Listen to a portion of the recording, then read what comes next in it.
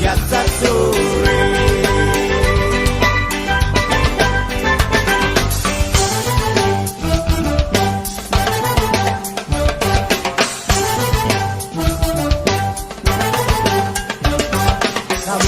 Mula tete.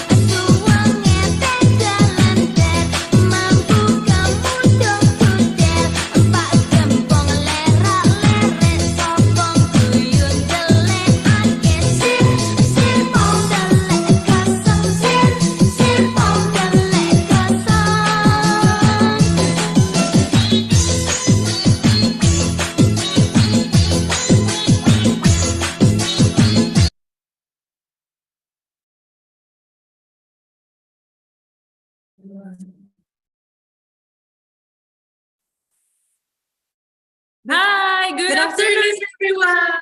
Hello. Hi, good afternoon, Shao. Good afternoon, Majes. It is so nice to see you today after a while. How are you? How's your holiday going on so far? Well, for today, I'm great. I'm good, even though my holiday got taken away, but I'm pretty sure today will be as much as fun as my holiday. Thank you for asking, Majes. How about you? So I'm so glad to hear you're having fun.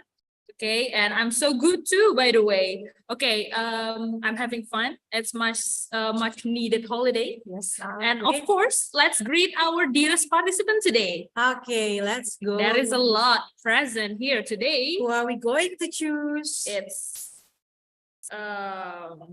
let's see. We call IRUD Fazia Ilma. Are you here present today? Hello, how are you? Miss Fazia Ilma, Miss or Mrs.? Okay, let's choose another one. Okay. So since Miss Fazia can't answer, we would like to call. Okay, let's just pick another one. Mr. Aya or Miss Aya from Undip. Are you here or present today? Hello.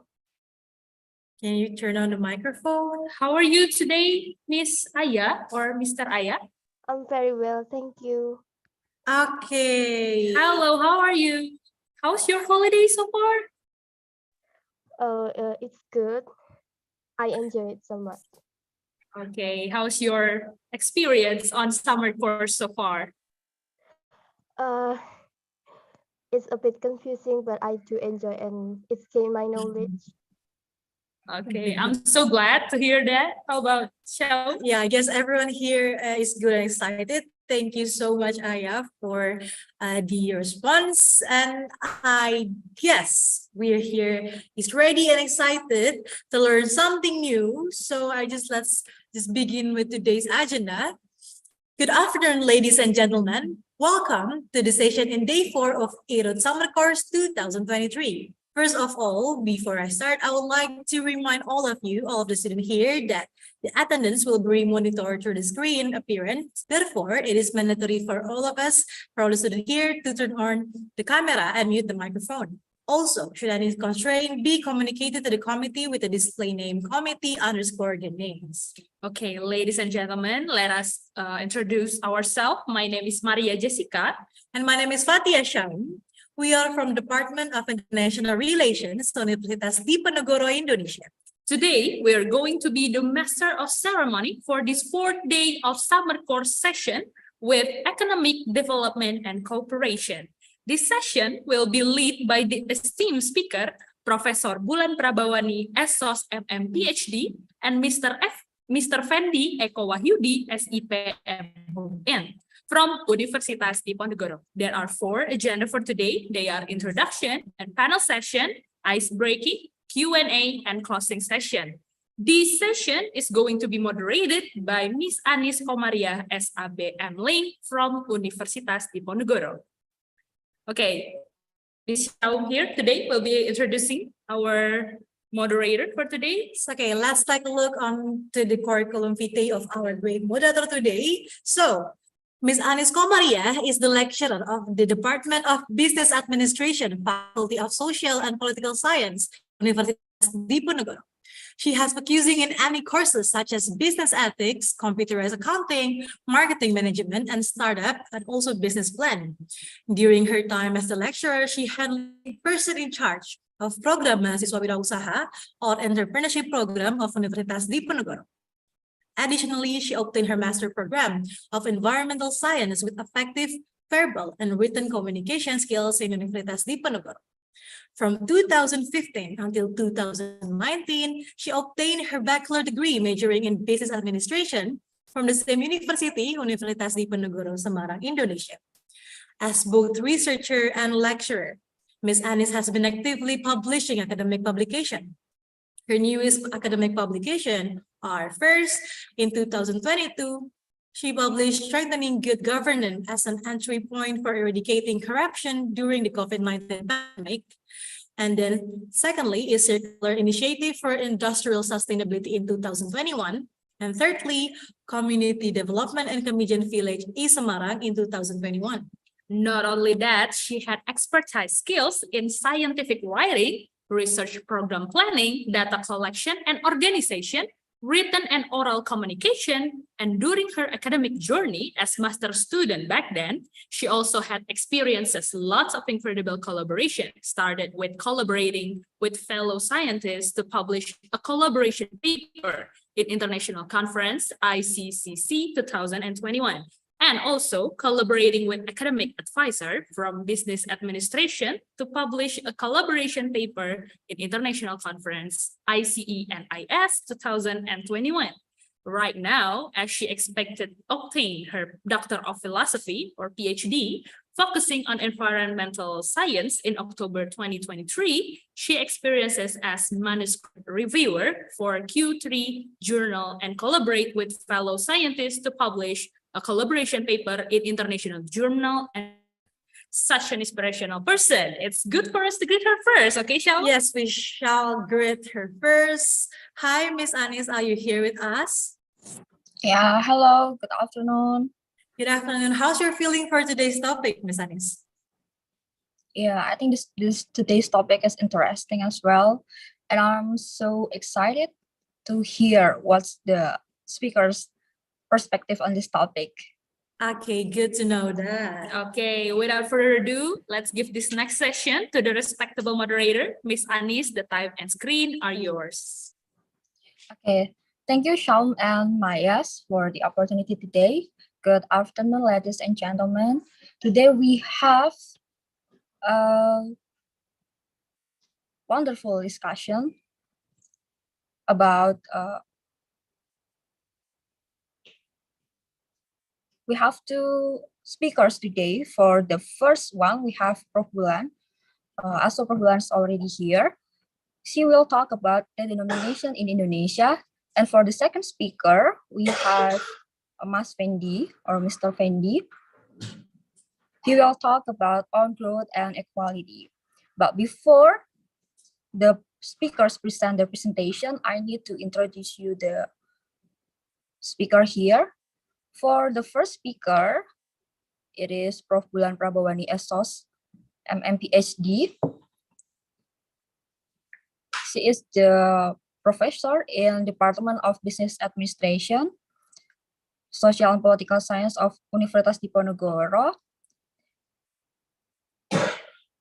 And here, she already obtained their Doctor of Philosophy in School of Business and Law from Anis University, Western Australia. And for the master degree, she obtained from Department of Management Universitas Diponegoro. And for Bachelor of Business Administration, she obtained it from Department of Business Administration, Universitas Diponegoro.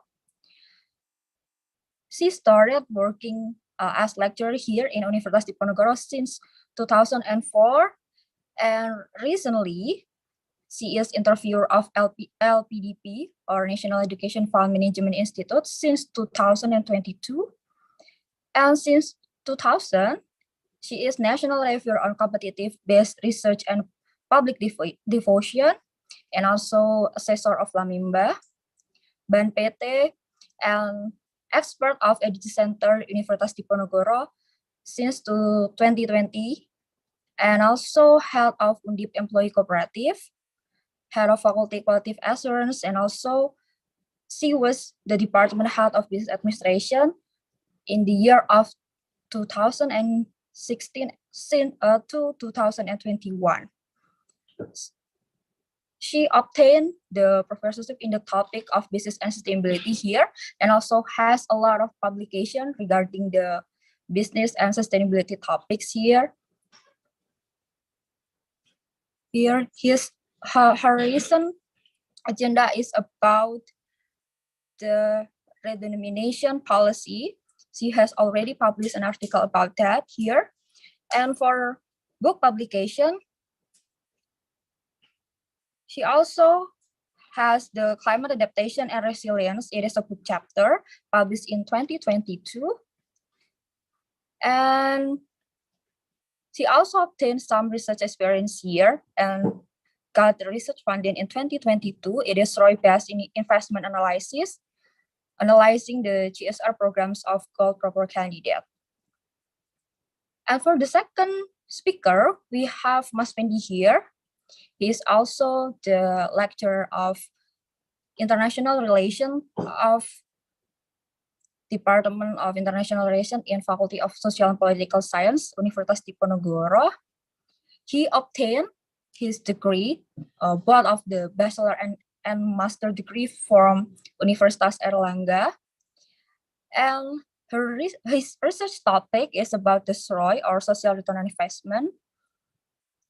And also, he is a practitioner of social return on investment.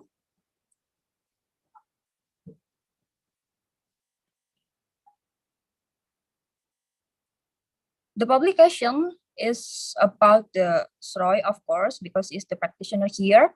And also, she is expert on social mapping. And she got a lot of research funding here. The latest funding is with Prof. Bulan, is about the social return on investment. Okay, I think that's all about the speaker here. I already read and present the speaker here. And since Prof. Bulan is already here with us, I think we can start the topics right here.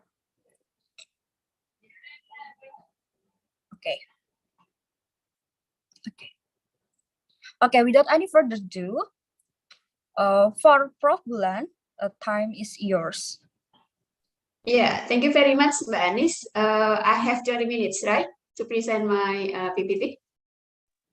Yeah, sure, Prof. Okay, thank you. I will start it now. Oh, host disable participant screening sharing. Would you please allow me to share my screen?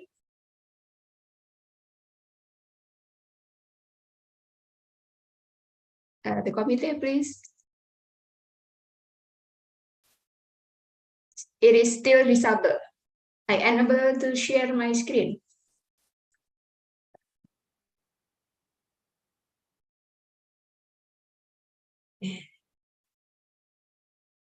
Yeah, thank you. Okay, redenomination Indonesia. Hello everyone, how are you? Good, yeah. First of all, I'd like to thanks to the committee, yeah, for the opportunity you for me to be one of the speaker for this summer course, and then Mbak Anis, also Mas Fendy as the second speaker for this session, yeah. Okay, today I'm going to deliver regarding with redenomination in Indonesia. From what has been presented by the moderator, yeah, actually, it is really not my area because my area is business sustainability. However, I have done several research. I obtained national grant from Indonesian government, yeah, to do a research regarding with redenomination. And then I think it is relevant to the talk, yeah, provided by the committee, because this topic would be relevant to the sub-theme of economic development and cooperation, in which the objective, one of the objective is introduce fresh perspective on contemporary Indonesian issue. While redenomination is what is it? Warm issue now, because recently it again becoming what is it? It has been becoming the discussion in several media, yeah, also economic meetings, yeah, and actually this redenomination also has been introduced first in Indonesia since the SBY era, yeah, in 2014. And that time, 2013. And that time, I start my research. At the beginning of my slide, if you got the PPT from the committee, you'll find that I have published my first paper regarding with redenomination since 2014, yeah, until the last time I published my paper, the books regarding with redenomination in Indonesia in 2019. Yeah, so ladies and gentlemen, yeah, maybe for those Indonesian people, you are quite familiar with the terms of centering or devaluation, yeah, because it has been done in Indonesia at least 3 times, yeah. In, for example, in the era of our first president, Pak Sukarno, yeah. For example, in 1959, our money were devalued from 100 to be 50. So the value of my money back then was only becoming 10% of its original value. Yeah. So centering or devaluation means cutting the value of money, but the prices of goods, services remains. Yeah. So here, the aim is to reduce the people purchasing power, yeah, in times of high inflation or hyperinflation. And it also aims to imbalance the circulated money and available goods and services. Okay. Then, so what is redenomination? Yeah. Redenomination is similar in apostrophe, seems to be similar, but actually it is different, yeah. It's a change in currency nomination without changing the value of the money. So even though back then we have 20,000, now we have 20 rupiah, yeah. But if previously we able to eat one plate, yeah, after the money being redenominated, you still able to spend your 20 bucks, yeah, 20 rupiah to consume one plate of meal, yeah. So there is no change of value, no changing value of the money, yeah. And redenomination has been applied in many countries. From my study, I found that at least 50 countries has applied for redenomination, yeah. This redenomination initiated in Germany in 1923, yeah. For example, here in Turkey. In Turkey, 2005, Turkey has redenominated lira to new lira by converting 1 million lira to 1 new lira. So they get rid of 60 of the money from 1 million to be only 1. Yeah, so it is a significant change. Yeah, similarly in Ghana, yeah, from 10,000 cedi to 1 new cedi. So they get rid of 40 there. Yeah. Even here in Brazil, they have done this redenomination policy at least 4 times: 1986, 89, 93, 94, yeah, and also Argentina 3 times, yeah. So it has been very common, but not in Indonesia. Well, so even though we have the same ministry, Ibu in finance, ya, Ibu Sri Mulyani SME, ya. However, people still get in doubt, yeah, whether it is necessary or not, yeah. Then in a simple one, those are the difference between redenomination and devaluation. So redenomination, deduction of nominal only, yeah, without reducing the value of money. While centering or devaluation, reducing the value of money, yeah. And redenomination usually being applied in a stable economy, positive growth. In contrast, in devaluation, usually applied in crisis and in negative economic growth. Yeah, so those two has very significant differences.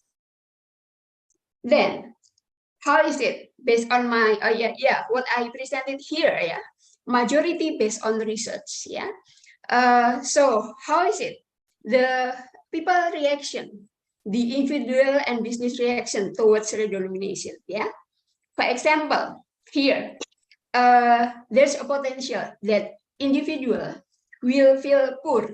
Yeah, because previously I was a millionaire.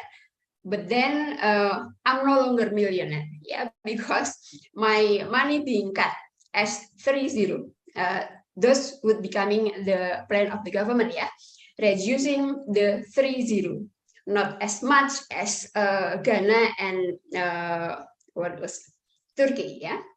And then according to business, some business actor said that, oh, redenomination is not necessary, but infrastructure matters rather than redenomination, because those domestic business actually needs the connection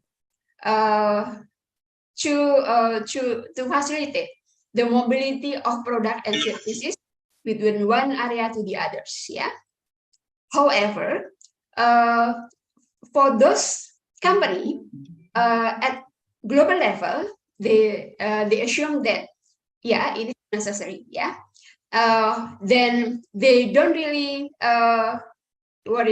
worry about the potential impact of redenomination, because business has many experience. They are resilient towards shock. Yeah, to the economic economic crisis, to the to the economic crisis during the pandemic and etc. So many experience. Then they think that yeah, there would be no significant impact for the business about the application of redenomination. Yeah. Then, however, they have to adapt to the financial report. Yeah.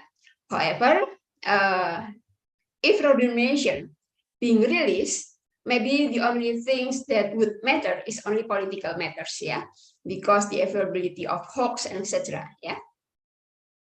Then, why do you think? Why do we think? Why do the government think that redenomination is necessary? Yeah, yeah. So redenomination is necessary usually at the global world. Yeah. From the perspective of those countries has applied for redenomination to overcome high inflation or hyperinflation, or only to apply new currency. Yeah. For example, here, Peru in 1990, the inflation rate was 400. Yeah. Poland 555%. Russia 197, and etc. Those are hyperinflation, and usually they apply for redenomination to cope with the hyperinflation. Yeah. The second one, why redenomination? Because it offers the benefit of to overcome a low exchange rate compared to a strong currency. Because, for example, Indonesia, yeah. Our exchange rate now roughly 14 and 5,000, yeah, compared to the $1. And I'm sorry, I don't update this one, yeah. It is my data in 2018. You can see here the exchange rate between several countries, several currency towards the US dollar, yeah. Dollar, Singaporean dollar is the first one, Australian dollar the second one, and etc. Yeah, at the Asia Pacific country. And where is Indonesia? Indonesia is here, yeah. So in 2018, yeah, our exchange rates compared to the US dollar is 14,000 something, yeah. While those countries below Indonesia is only Vietnam, 23,000 something, yeah. So, do you agree that Indonesian economy is worse compared to Cambodia, worse compared to Bangladesh, worse compared to Pakistan, worse compared to Philippines? I don't think Indonesia has a good economy, has a good fundament of economic. Yeah, it has been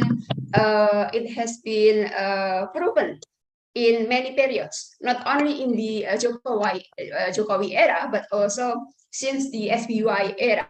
Yeah, so here the currency is not represent our real economic condition. Yeah, then if the investor, for example, or global people compare those numbers, yeah, those data, then people will start to think, oh, Indonesia seems to be a bad economy, I think, yeah, because the currency is very low compared to the other countries. That's why then, as an investor, I'm not quite confident to invest my money in Indonesia because it seems bad economics, yeah. So I prefer to those countries offering a strong currency, yeah, the currency that equal to the US dollar, yeah. So it is a signal for the world community, yeah. That's why people assume that redenomination is necessary. The second reason. The third one, to encourage efficiency, to record, count, and transfer money. Yeah, so it is from the business perspective. So, for example, yeah, if you go to Starbucks, yeah, then the administrator, yeah, at the financial sector will type, for example, for one cup of coffee, yeah, 75 bucks, yeah, 75 dollar, 75,000 with 30. So it takes time, rather than if he or she, the administrator, only insert in 75. So it means that the administration record would be more concise and simpler. And it is essential to avoid the risk of recording error. Yeah, that would be the third reason why redenomination. The fourth, sorry, to reduce physical risks. Yeah, for example, Mbak Anis going to buy what is it? Going to buy diamond, then she will bring a thick money in her wallet. Yeah, so it is risky. Yeah, so yeah, we know about transferring money and etc. However, it is more risky if you bring physical money, Indonesian currency, because it is thick. Yeah. The last one, actually, redenomination has been applied informally. Yeah. At the left side, you can see there. Then espresso and brewed coffee in Starbucks, usually you will find they will only provide, for example, 74K kilo. Yeah, they get rid of the 30. Also, even they only mention 48, 35. Yeah, without zero at all. So again, ladies and gentlemen, actually in the business in market, yeah, people already applied for redenomination informally. Yeah, then so this is the phases offered by the government, yeah, if redenomination being applied. So preparation, transition, and phasing on. This phases is a common step, yeah. When the government would like to replace the old money into new money, it is a common process that they will apply for, and it is also should be applied for redenomination process. Yeah, of course, in a more careful ways. because if only replacing money, then we already get used to it, yeah. But if it is redenomination, people would start to think, how is it? Then people will refer this as a devaluation. That's the danger, yeah, the danger in apostrophe. So we have to ensure applying for good phases, a good preparation, a good planning to ensure to avoid potential negative impacts. Yeah, the potential impacts. On papers, there would be no significant impact on the national economy. Yeah, it is a simplification of nominal only. Yeah, in times of low and stable inflation, positive economic growth. And there has been,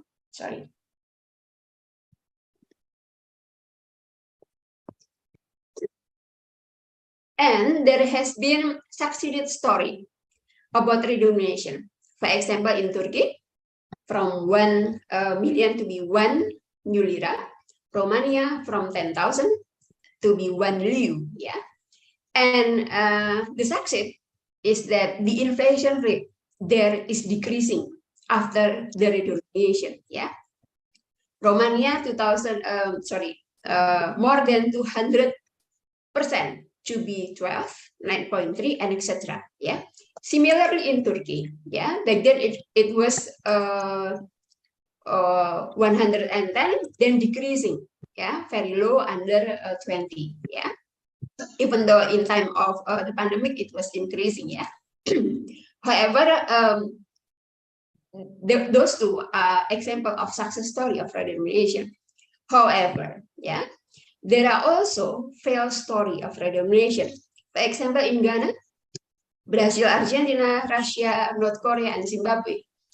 In Ghana, for example, yeah, why has happened a failed redenomination? Because of money illusion caused hyperinflation.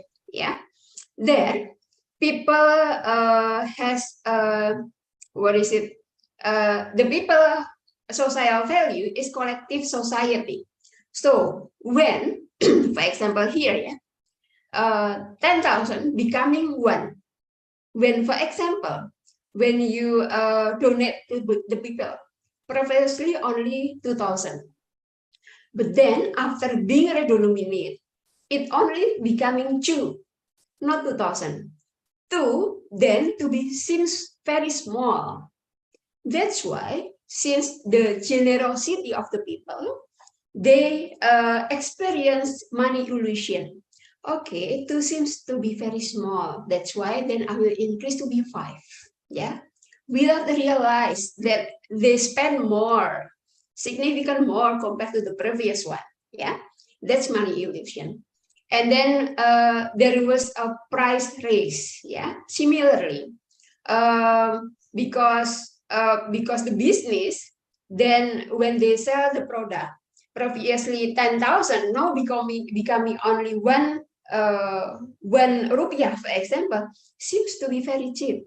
That's why I will increase to be 2.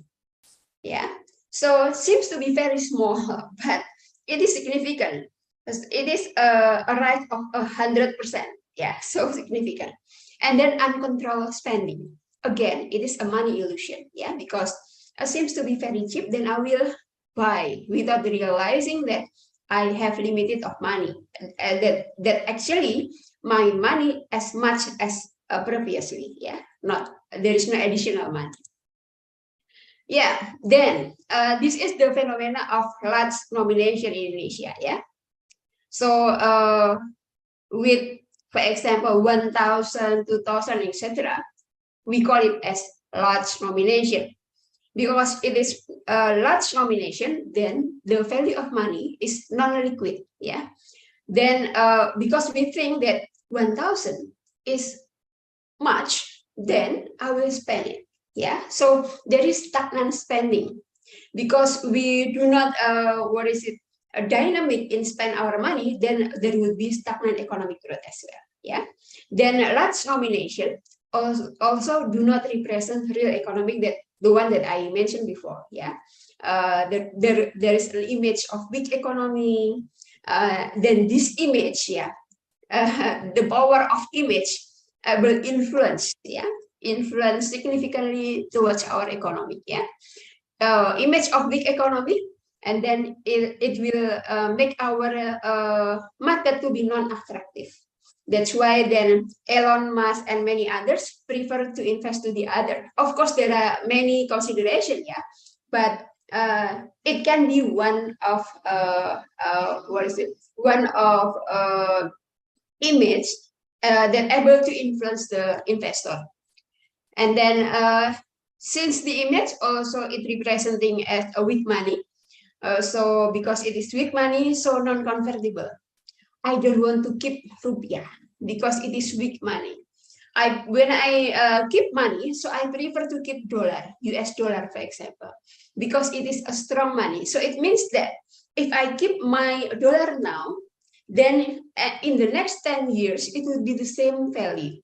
Different if you save your money into rupiah. Yeah. Then how is it if we redenominate? Yeah. It becoming small nomination. I'm sorry, Mbak Anis, I already exit my time. Is that okay? Yeah, for smaller nomination, yeah, if you don't stop me, then I will keep talking. Small nomination, in contrast, it will makes money to be more liquid, yeah, because the nomination seems to be small. Then I prefer, there's a tendency of people will spend more, yeah, then it able to influence economic growth, yeah, because people do more spending, yeah. If you still remember Pak Hatip Basri or someone else, yeah, I don't remember. To have the economic, he said, you have to spend more, not saving, yeah, because it able to influence our economic growth. And then because it in for those one in red marks, yeah, it's negative one, yeah. Those in the black marks are a positive one. Because the money is liquid, if it is a smaller nomination, then the one has happened in Ghana might happen in Indonesia as well, because in Indonesia we also a collective society, yeah. We are a very helpful people, yeah, to our neighbor, friend, etc. Due to generosity, and then there will be higher circulated money, then it's able to force higher inflation and cause hyperinflation as well, yeah.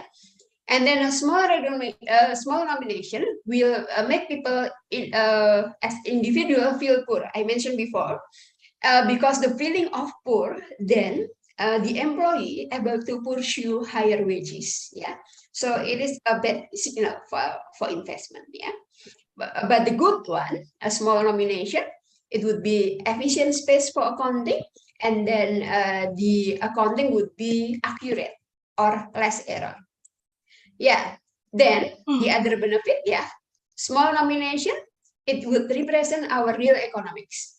There would be an image of strong economics, yeah, then it is a potential for investment. Then the image of strong economic also makes the currency becoming convertible currency.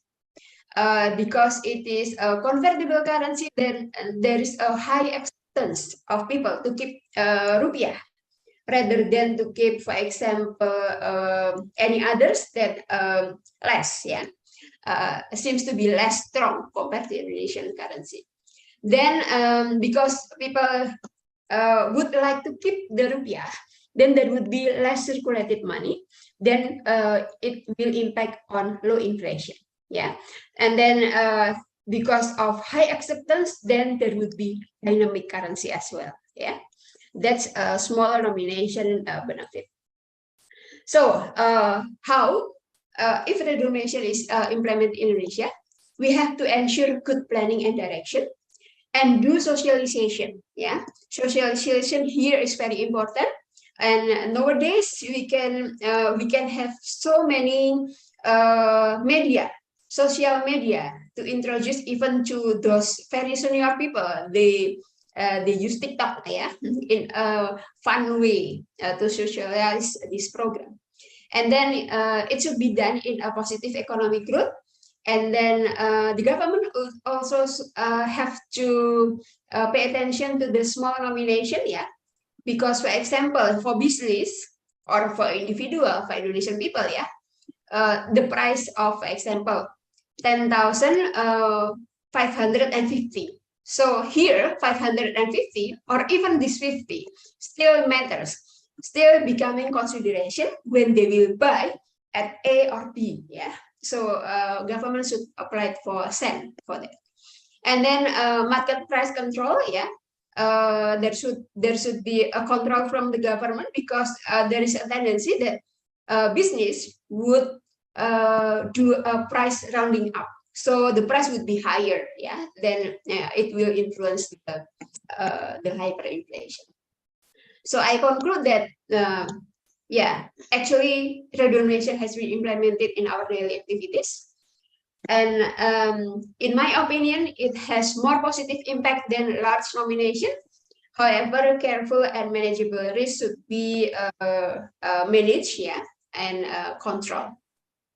And those are my reference, and ladies and gentlemen. I have published my research regarding with redenomination at least 1, 2, 3, 4, 5, 6, at least, And then you can download my books here, free, of course, if you'd like to know any further regarding with redenomination. Again, sorry for the extending time. And that would be the end of my presentation. Thank you. Okay, thank you, Bulan, for the insightful presentation here. I have read several articles about the redenomination, and I thought that Indonesian government already prepared it. Okay, for those who has a question for Mr. Bulan or Mrs. Bulan, you can directly type it in the chat session, because Prof. Bulan cannot actively participate in these discussion sessions. So for the next session, we have Mas Fendy here. Is Mas Fendy already here? Yeah, I'm here. Okay. Can you hear my voice? Yeah. Yeah, okay. Okay. Without any further ado, for Mas Fendy, time is yours. Okay, thank you, Mbak Anis, Prof. Bulan. Can you help me to share my presentation or to operate the slide? Okay.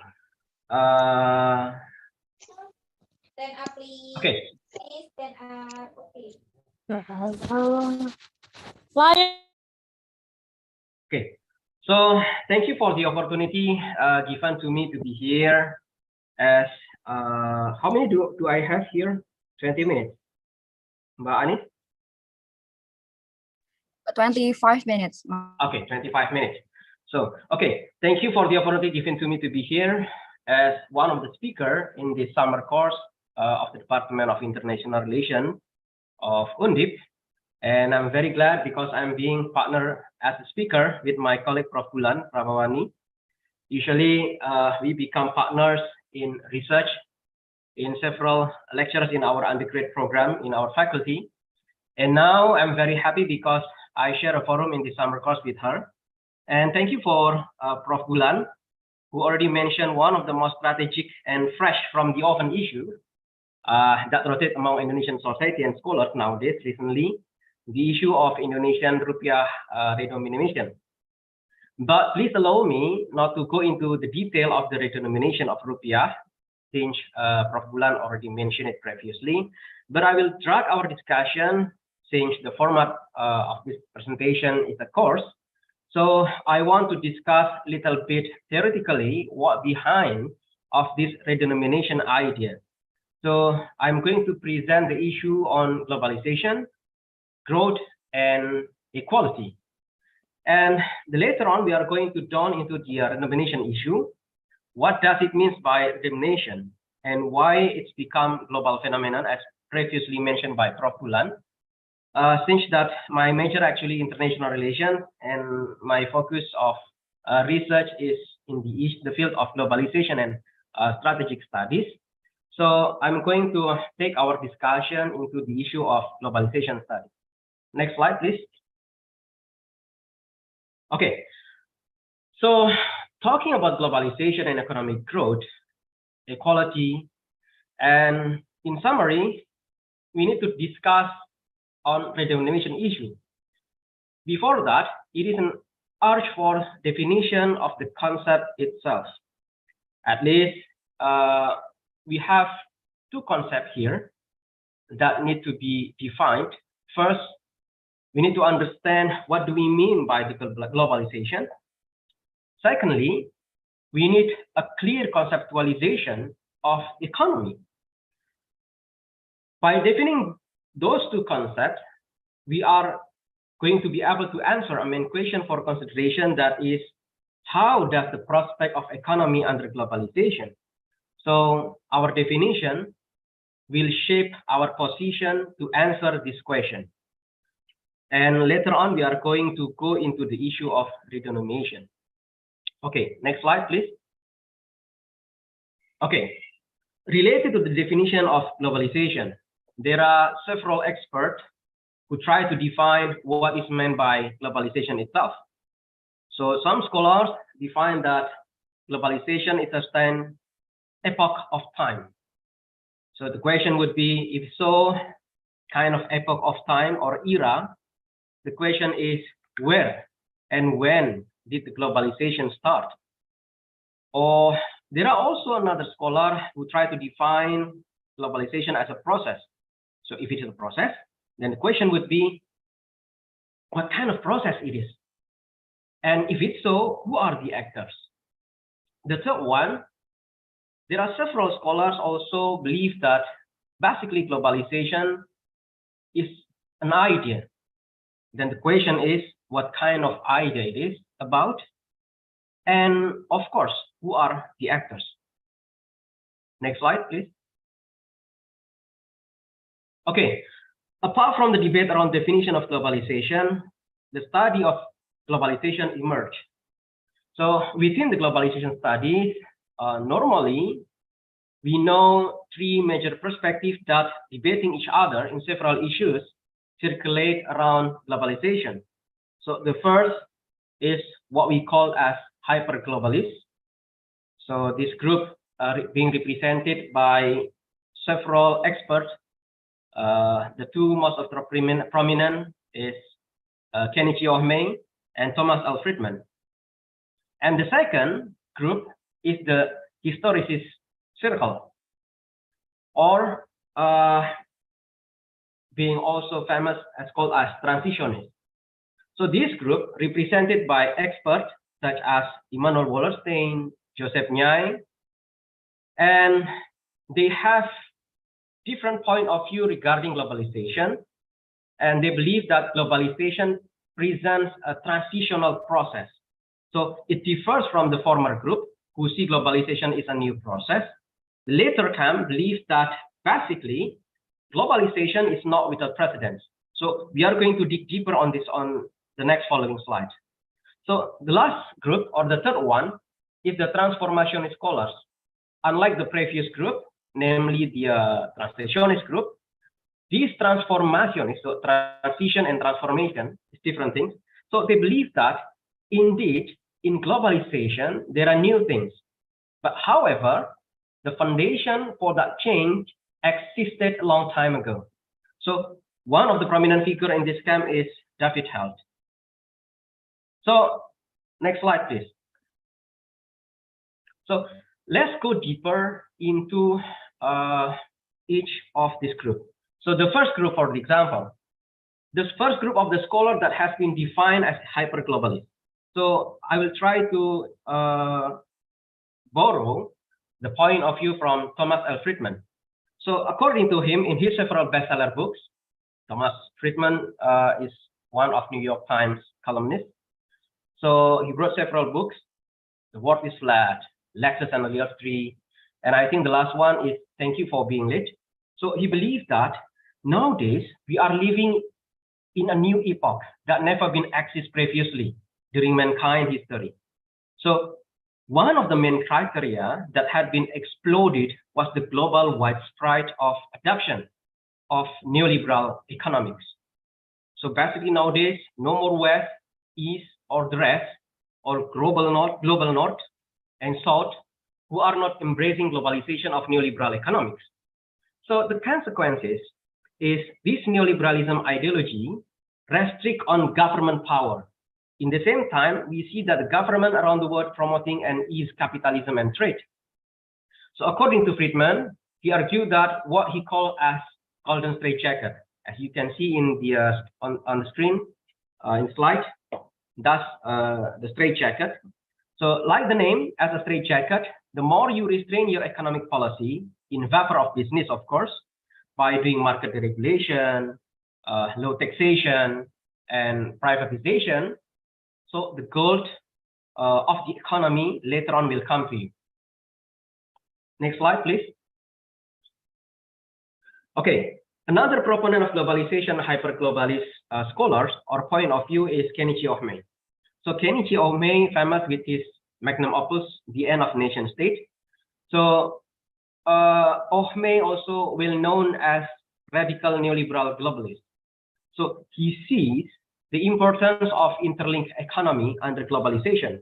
And he also points the birth of global citizen and regional link under globalization. According to Ohmae, if you read several of his papers, under globalization, the role of the state should be able to educate citizens to embrace capitalism. So basically, a state has an obligation to promote capitalism for its citizens. And by doing so, the state also has limited role inside the society. And interestingly, according to Kenichi Ohmae, I don't know if it's still relevant or not until nowadays, the military has very minor, if not forbidden, role, and even military approach should be forbidden. So that two prominent figure can be seen as a prominent figure that try to represent hyper-globalist camp to define or to discuss about what do we mean by globalization. Okay, next slide, please. But moreover, there are several academia who see, I think the second camp, globalization is not new phenomenon. So they believe that globalization is a consequences from long trajectory of capitalism. So they define globalization as a process. If you borrow the concept from Joseph Nye, thin and thickening of globalism. And several scholars in this camp, for example, Joseph Nye, and a Marxist scholar like Immanuel Wallerstein, since they believe that globalization is not a new process, they see globalization as a transition. So that's why this group of scholars is also familiar being called as historicists, since they try to use the argument based on the history to describe about the process of globalization. Okay, the next slide. Okay, so the last camp of globalization scholar is what we call as transformationist. So then I put the picture of Optimus Prime here as a background. Really, what do we mean by transformation? So same like the Transformer movie, what we see is a transformation. So for example, if you watch the movie, so they transform from a truck, a car, or jet fighter into robot, and it has different feature, but still have its basis. So in the context of globalization, during the globalization, we see a transformation, but not in the context of robot, of course, but in spatial organization, transaction, and social relation, and also flow of network and activities, interaction, and mode of power within our society. Okay, next slide, please. Okay, that's one thing about the concept of globalization, but we need to deal to another concept, that is economy. So in the context of globalization studies, especially in dealing with the relation between globalization and economy, so specifically, the discussion then focus more on the economy, which is defined as welfare or prosperity. So this means that we are not talking about the impact of globalization on economic studies that is normally being discussed in economic studies, such as production, how to get profit, marketing, and management, but rather looking at the impact of globalization from a political economic standpoint. Or in other words, the impact of globalization in the context of the economic system in a country and also globally. Okay, next slide, please.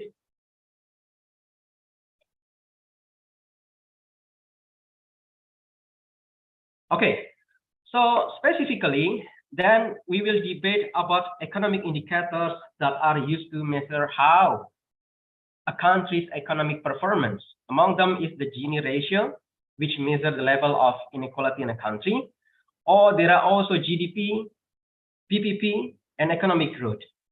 In general, what is quite popular is measuring the level of performance of a country's economy by using the concept of economic growth. So let's try to discuss more specifically related to the economic growth. Why do many countries in the world today focus on using economic growth indicators to determine their economic performance? Okay, next slide, please. Okay, so for some cases, the easiest way to measure how does a country economic performance is by using economic growth indicators. Why? Because using growth indicators is like having a compass or golden compass. When the economic growth indicator already point out the North Pole of positive economy, it becomes the compass to help us to decide several things. For example, whereby is it a good time for a new job creation?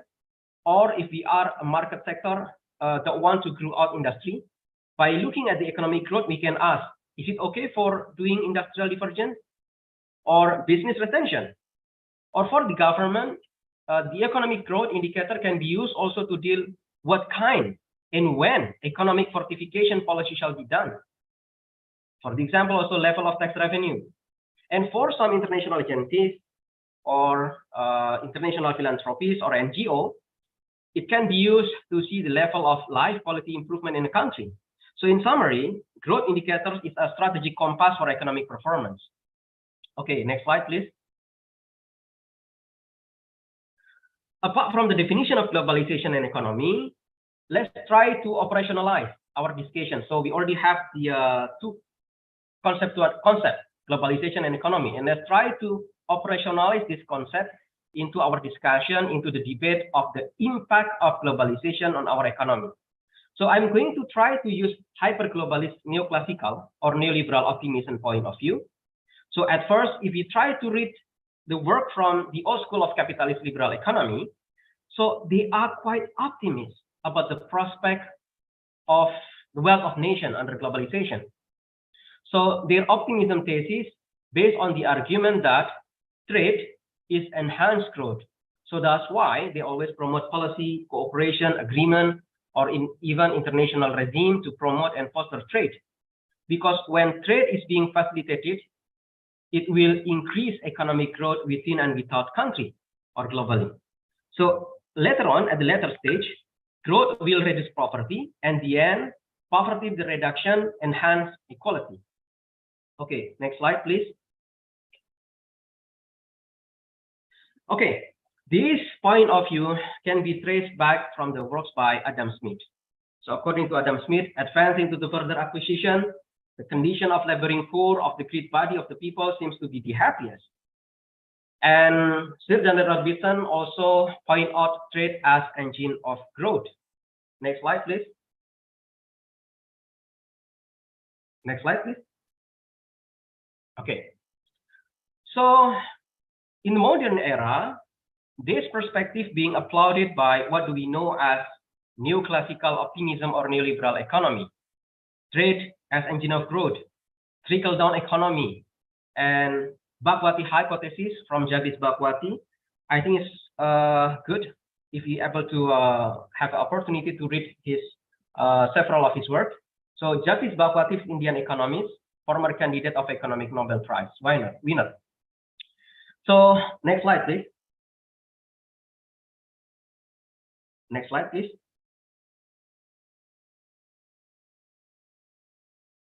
Can you move to the next slide? Hello, monitor.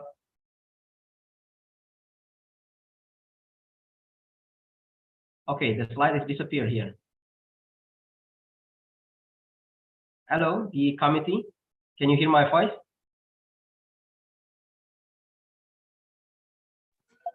Yeah, it is audible, Mas Fendi. Okay. Okay. Please move to the next slide. Okay. So here's about the Jagdish Bhagwati. So Bhagwati hypothesis is basically start from the experience of Indian economic growth. And he believes that by promoting trade and resulting positive economic growth, India succeed to overcome their extreme poverty cases. So it's a part from 1960 Indian experience. Bhagwati believed that if there was no way to significantly affect the share of the pie going to the bottom of 30% of the people, the most important thing was to grow the pie. So growth had to be the principal strategy for raising the incomes and hence consumption and living standard of the poor. Okay, next slide, please. Okay, so in the context of Asia, the policy to promote the growth itself can be called as Asian model of economic development. That is, try to provide healthcare for the people, education, nourishing, and state make sure that people are able to work and be productive. And why? Because be more productive, it means that we're going to have more job. More job, it means that we are going to have more income. More income, it means that we are going to have more spending. More spending, it means that we are going to have more saving and more investment, and everyone's going to be happy for this. So, okay, next slide, please. Okay, so later on, why? By promoting growth, facilitating trade, and economic productivity will help a country's economy. The explanation, according to neoliberalism side, the explanation is that the trickle-down economics. So it is being explained by, if you are familiar with the Kuznets curve or flying G's analogy. So they believe that any growth on the top shall have a good impact to the bottom. So the process of capital accumulation itself, initially, maybe at the beginning, has the effect of widening inequalities. But in the later stage, it will reduce them. Okay, next slide, please.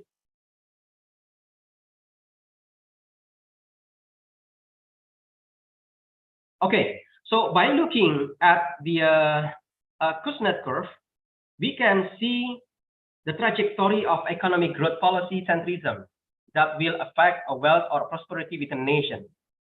Okay, you can tap it because, yeah, okay.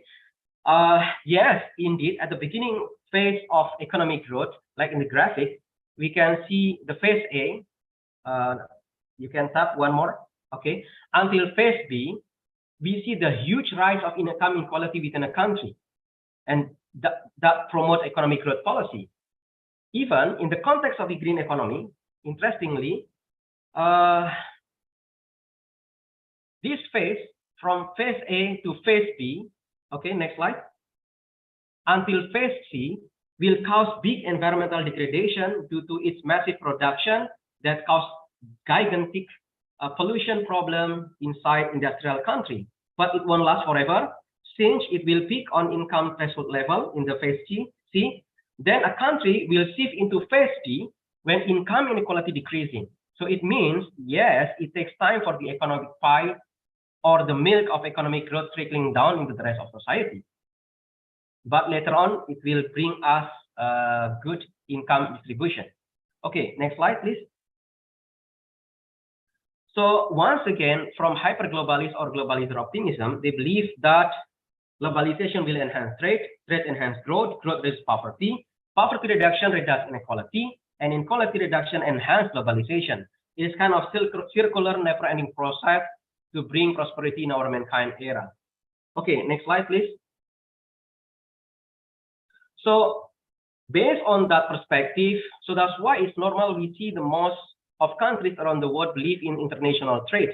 They embrace a supply-side economic point of view, or it was also well known as Reaganomics, following US President Reagan policy to do tax cut, low barrier, and greater flexibility. Okay, next slide. Okay, Those globalizer hyper-globalist point of view attract several critics. One of it's from historicist perspective, who see that those globalization prosperity kingdom of heaven comes with a lot of problems. Okay, let's go deeper and then faster about their critics. Okay, next slide, please. Okay, so first, they argue that there is a limit to economic globalization. So, for example, work by Paul Hurst and Graham Thompson, globalization is not without precedent. So the period between the long era of global trade actually already happened for a long time, and yet we still have a lot of economic problem, and there are still a lot of inequality. And unfortunately, trade in the post-1960 are more centralized inside the economic blocks or triad than the period between in the old era. Okay, next slide, please. So there are further debate about this, whereby does globalization enhance inequality or does globalization enhance poverty? So these two questions always becoming the hotspot discussion in the context of globalization studies, especially in the topics of globalization economy. Okay, next slide, please. So standpoint of the critic, there are several points about this critic. So first, they believe that globalization does not reduce poverty. This is from the standpoint from the critic. Secondly, but yes, it enhances inequality. So it brings a lot more trouble to our society in the context of inequality. Okay, next slide, please. So that's why, how about you? Globalizer optimism, historicist, or anti-globalization? Okay, next slide. So before I conclude my presentation, I would like to bridge our theoretical perspective on the other economic indicator. So basically, the issue about globalization and economy always circle around the issue of indicator. What kind of definition and indicator that you are trying to use to make your argument and your position about the impact of globalization to the economy. So I want to bring the discussion on the other indicator, such as purchasing power parity. Why? Because this indicator maybe has a strong relation with the what Prof. Bulan previously mentioned about the redenomination. So this indicator basically starts from theory of purchasing power parity, and purchasing power parity implies that exchange rates are determined by the value of goods that currencies can buy. It means it doesn't care how expensive your currency exchange rate compared to the other currency, as long as it has no power to purchase relatively cheaper than other country to buy the same good, it means your currency value is misaligned. So normally, these PPP indicators being used to measure the living standards of society. Some countries try to adjust their goods, gross domestic product or GDP, to reflect PPP. Okay, next slide, please. Okay, so to comprehend more behind PPP, we need to understand what is law of one price. So according to Krugman observed, if there are no transaction costs nor trade barriers for a particular good, then the price of that good should be the same at every location. This is the main idea. So that's why we need to understand actually how is the value of our currency. So next slide, please. So for example, what does it mean?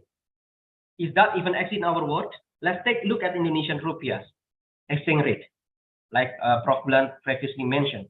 Basically, our currency has a value, and then this value can be varied due to our floating exchange rate mechanism. So it depends on supply and demand for our currency who decide the rate. For the example, exchange rate between Indonesian rupiah versus US dollars. On January 2023, post-pandemic of COVID-19, Indonesian rupiah rate is constrained by US dollar to level 15,000 rupiah per $1 US dollar. And on July 2023, rupiah able to push back to the level of 15,400 rupiah per US dollar, or each 1 US dollar equal as, imagine that, 0.0006 US dollar. So it means rupiah currency rate is less valuable compared to US dollar. So how comes? Look at the banknote. Even, I mean, rupiah is more colorful than dollars. So that's why, I mean, each currency has its own value. And of course, sometimes even we have a rupiah printed on plastic previously. So printing on plastic, of course, is more expensive than one on a piece of paper like US dollar. But how comes the value or rate is less powerful comparing to US dollar? Okay, next slide, please.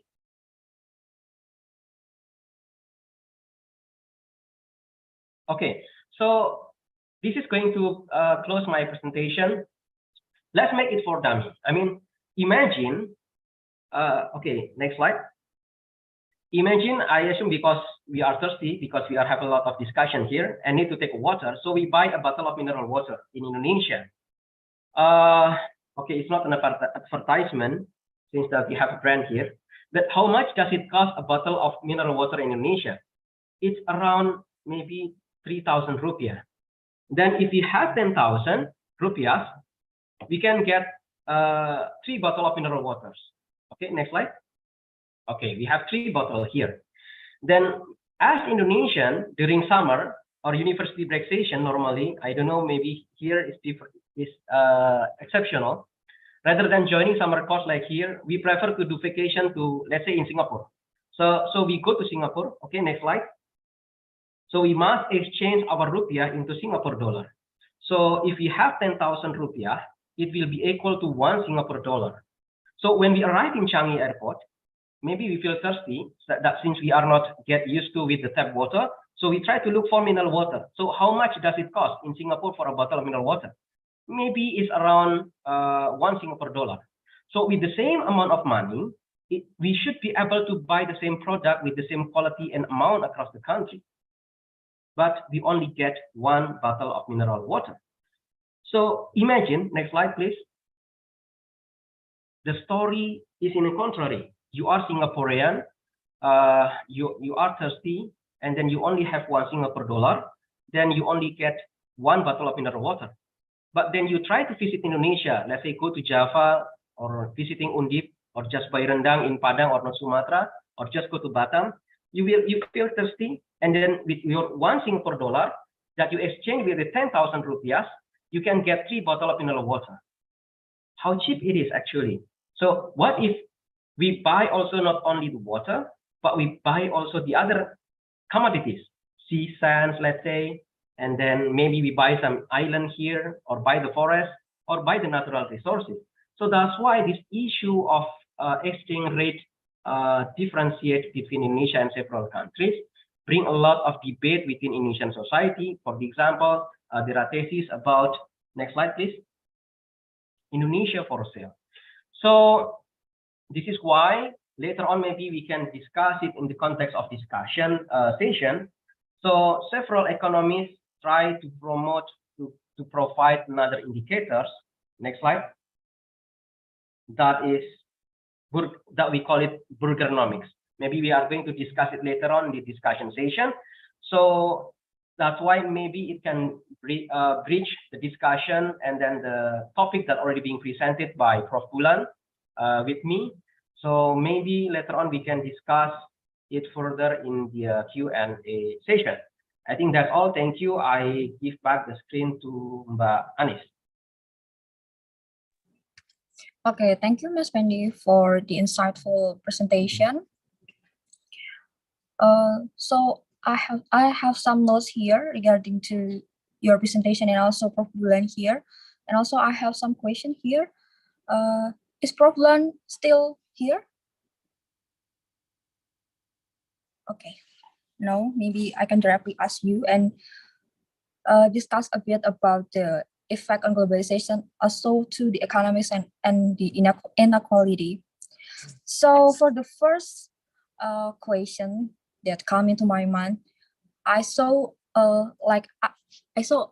there's some similar statement here that redenomination it also can be the solution for the inequality and also the, how to say, the currency here. But do you think that the redenomination is the, how to say, fit to all solution for this inequality problems?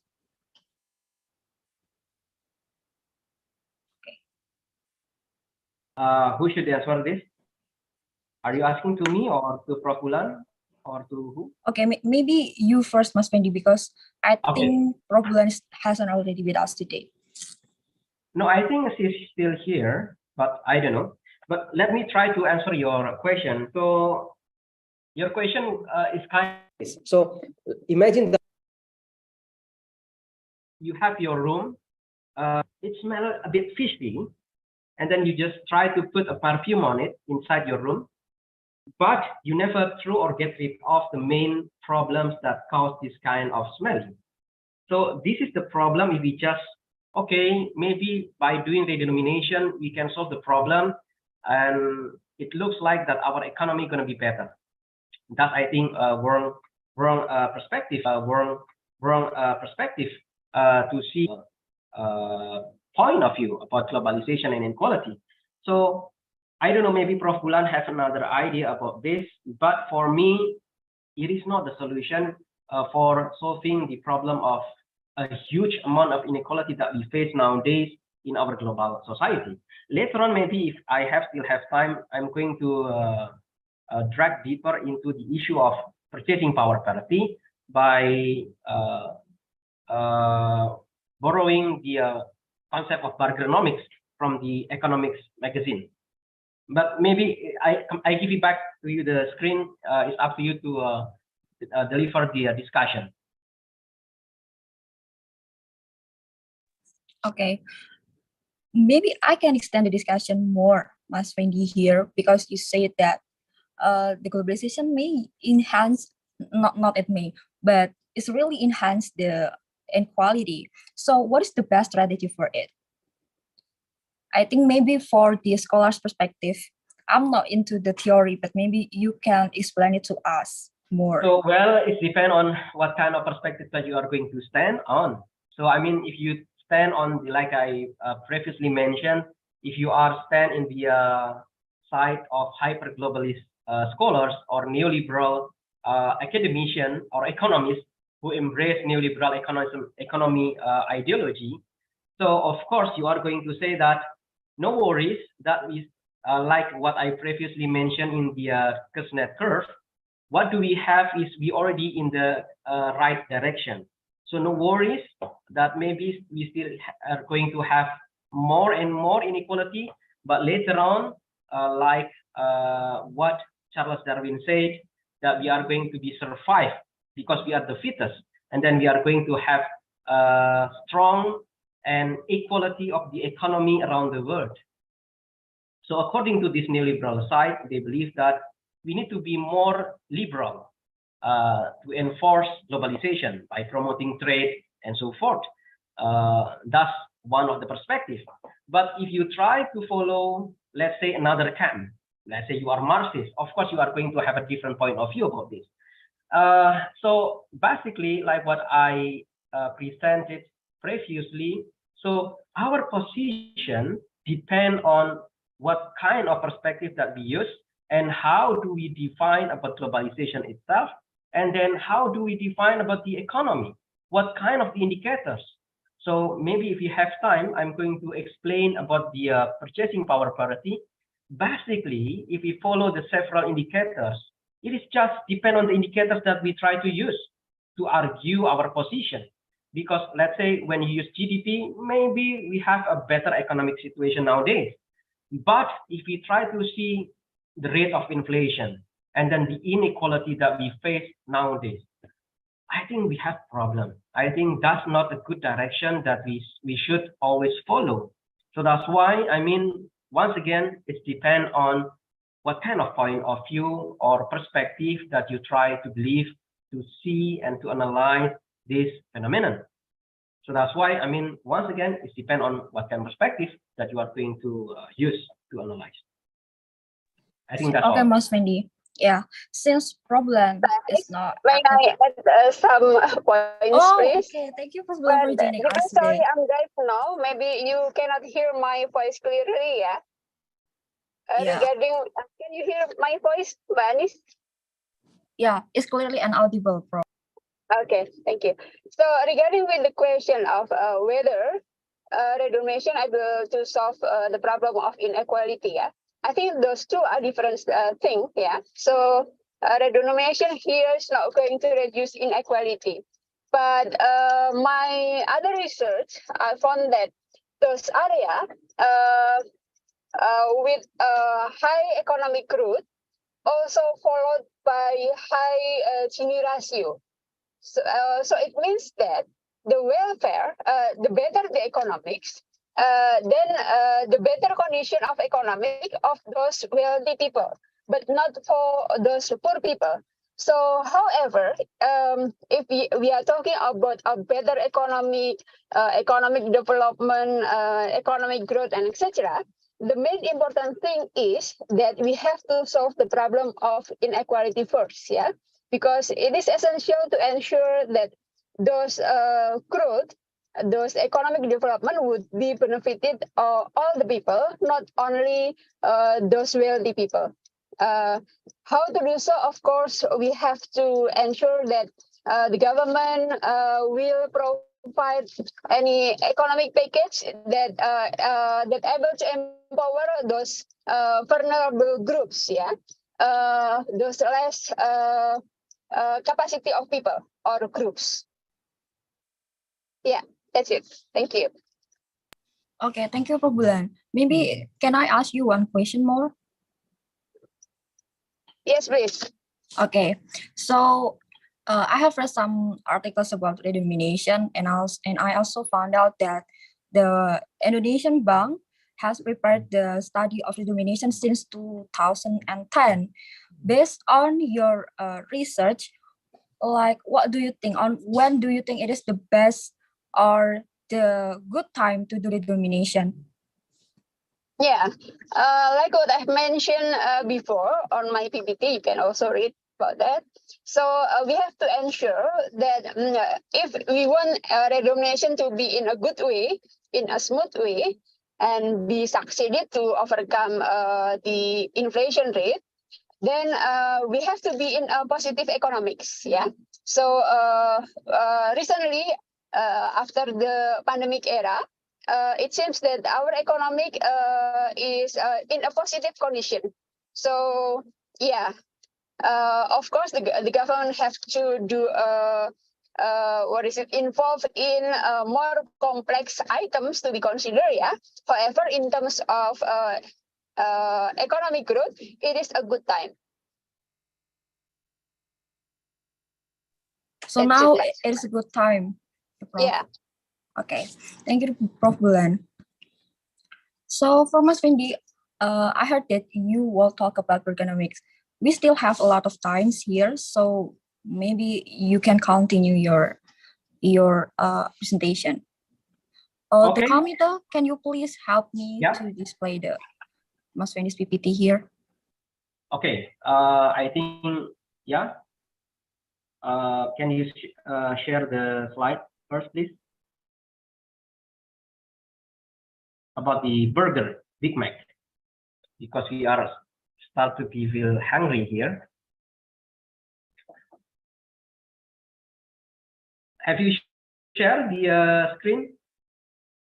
No? Not yet, Mas. Okay. Can you, the committee, can you help me to share the screen and to moderate it?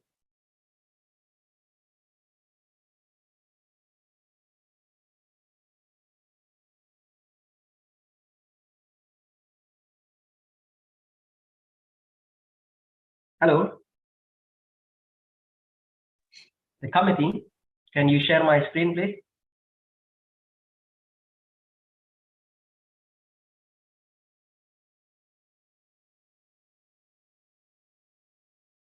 Can you hear my voice? Yeah, it is audible, Mas. Yeah. Okay. So, okay, maybe slide number 30, maybe.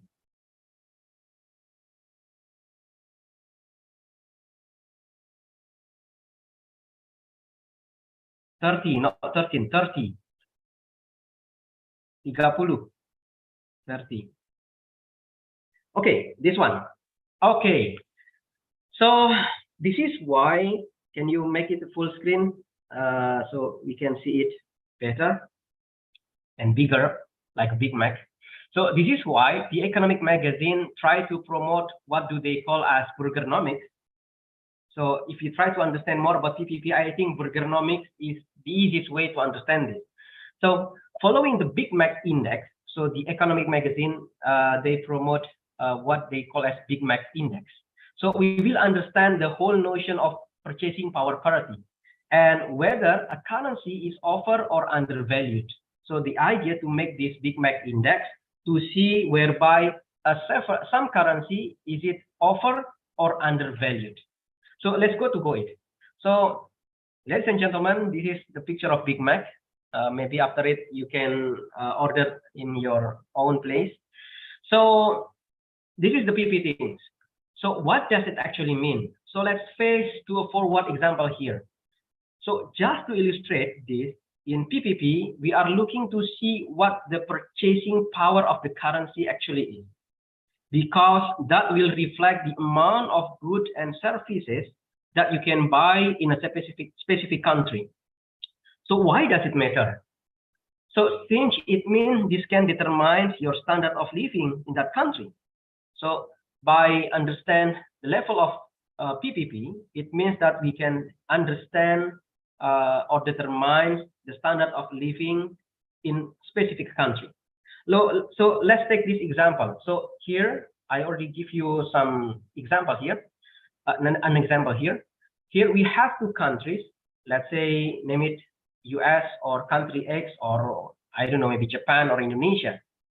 And the GDP in the US, we're saying, let's say it's $16 GDP. While in country X, or okay, name it Japan, is $18. Now, purely on that basis, this is simply believed that on Japan, that you are better off because you have got $18 rather than $16 in the context of GDP. But of course, that does not tell us how much and what size, particularly of a basket of goods you can purchase in US and in Japan. And hence, we have this whole notion of this Big Mac. So the economists use the Big Mac index because the Big Mac is, generally speaking, really maybe the only homogeneous product which you can get globally in US, in Japan, in China, or in Arab, or in Indonesia. It's going to be the same. So let's assess the price of Big Mac. Assume that the price of Big Mac in US is $2 and the price of Big Mac in Japan is $6. Well, on that basis, then if the GDP in US was $16 and the price of Big Mac is $2, obviously the basket of goods you could buy, there would be 8 Big Macs, right? Then in Japan, on the other hand, the price of Big Mac was actually $6. So I'm sure it has to be not 10, yeah? It has to be 8, yeah. And in Japan, in contrary, in US, let's say, because in the term of GDP, at purchasing power, even the GDP of US lower than in Japan, but maybe actually US better in the context of Big Mac things, because in Japan, the price of Big Mac was actually $6 and its GDP is $18. Then of course you can only buy 3 Big Macs. And so this tells us something a little bit about the purchasing power of the currency and hence the standard of living.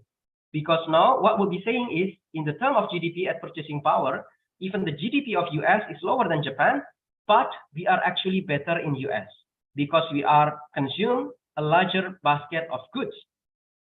The price of the same good in Japan takes 3 times the price of the same good in US. So one might anticipate, therefore, that the Japanese yen and that instant would be overvalued. So if we start from the point of the USA, $16, which will be its Big Mac, well, given that you can only buy 3 Big Macs in Japan. So the appropriate and accurate level of GDP at purchasing power parity would be $6, because the 3 Big Macs 3 times bigger the equivalent price in the US, which is 2. We give you GDP of 6. And so now that is an accurate reflection, an accurate picture of the actual purchasing power of the currency and how many goods and or services and what size of a basket of goods and or services you can buy in that particular country. So this whole notion of PPP comes about because when we look at GDP numbers in different currencies, that can be slightly confusing, because it is not taking into consideration the purchasing power of the currency. And so we do a PPP conversion, which then tell us precisely and accurately comparison, as accurate as can be, how many goods and services we combine in that country. So next slide. How about in Indonesia Burgeronomics? So this is data from the Economic Magazine about Big Mac in Indonesia. So in Indonesia, a Big Mac costs 35,000 rupiah. So it's equal in US like 5.36 in US. So this Burgeronomics index use US dollar or Big Mac in US as standard. That is 5.36 US dollar. So the implied exchange rate is 6,500 rupiah. So the difference between this and actual exchange rate is 14,000. Suggests that Indonesian rupiah actually nowadays we have 56.1% undervalued.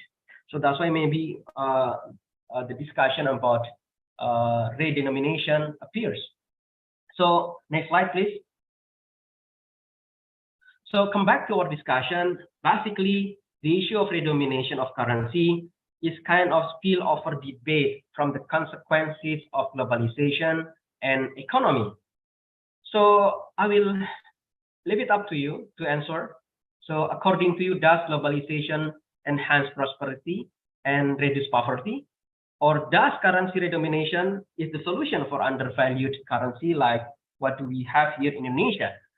So the answer is up to you. It depends on your perspective, yet we try to embrace and you believe that's going to be correct to explain and to understand how does it works, globalization and economy. Next slide, the last one. Okay, maybe lastly, I want to close this presentation from the quotation by Mahatma Gandhi. So he said that the world is big enough to satisfy everyone's need, but always be too small to satisfy everyone's greed. So I think that's all. Thank you. And hopefully that is going to be very insightful and to trigger maybe interesting discussion in the following session. Thank you so much. I give back to Mbak Anis. Okay, thank you, Mas Wendy, for the extended discussion we have here. Maybe we can save up the further debates into the Q&A session.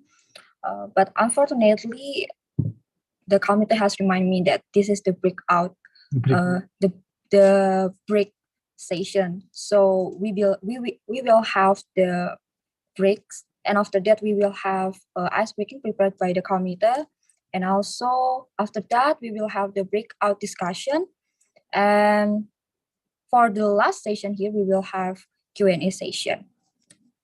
Okay, thank you.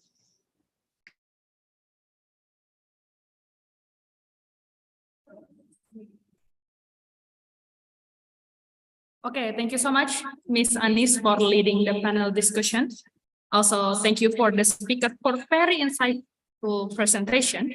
And I really can't wait for the further discussion with Prof. Bulan and Mr. Fendy. The materials very enlightening combined with their wonderful presentation. I believe that our students here, including us, have gained many more new knowledge, insight about economic development and cooperation. Okay, friends, we actually have been here for 1 hour and the time shows that it is already 4:45 p.m. in Indonesia time. Since the majority of us came from Indonesia, let's take some break for Asar prayer. The break time will be 10 minutes and so the session will start again at 5 p.m. Indonesia time. Let's have some short break, guys. See you.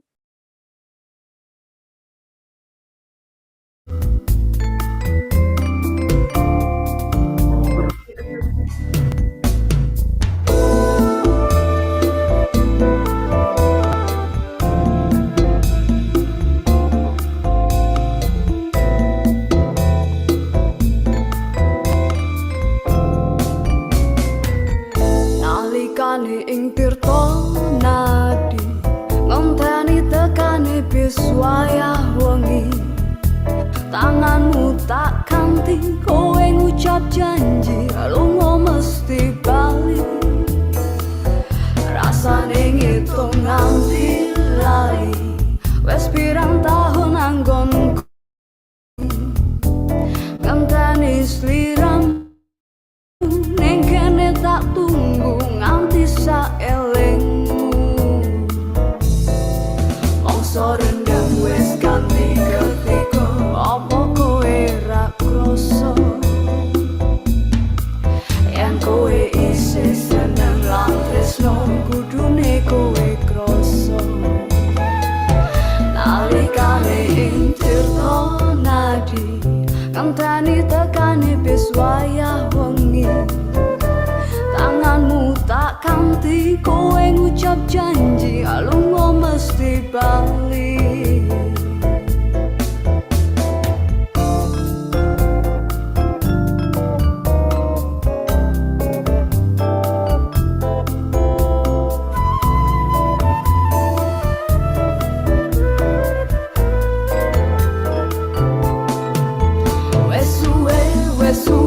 wes suwe kangen sing tak rasake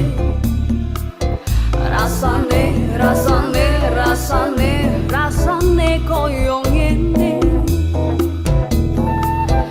ning kene aku ngenteni kowe aku kangenku mung kanggo kowe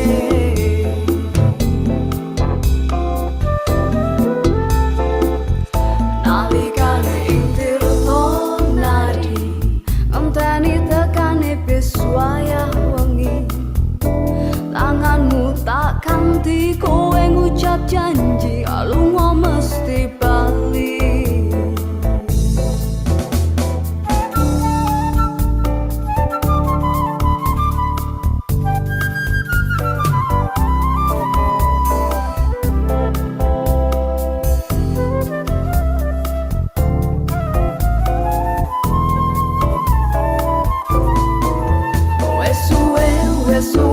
wes suwe kangen sing tak rasake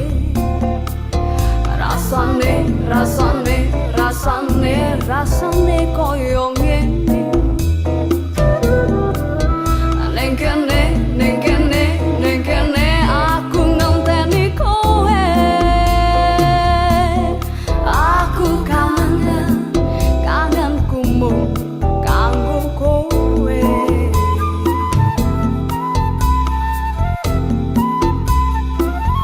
nalikane ing tirta nadi ngenteni tekane bis wayah wengi tanganmu tak kanthi kowe ngucap janji lunga mesti bali rasane ngitung nganti lali wes pirang tahun anggonku ngenteni sliramu ning kene tak tunggu nganti saelingmu mongso rendang wis ganti ketika apa kowe ra krasa yen kowe isih seneng lan tresno kudune kowe krasa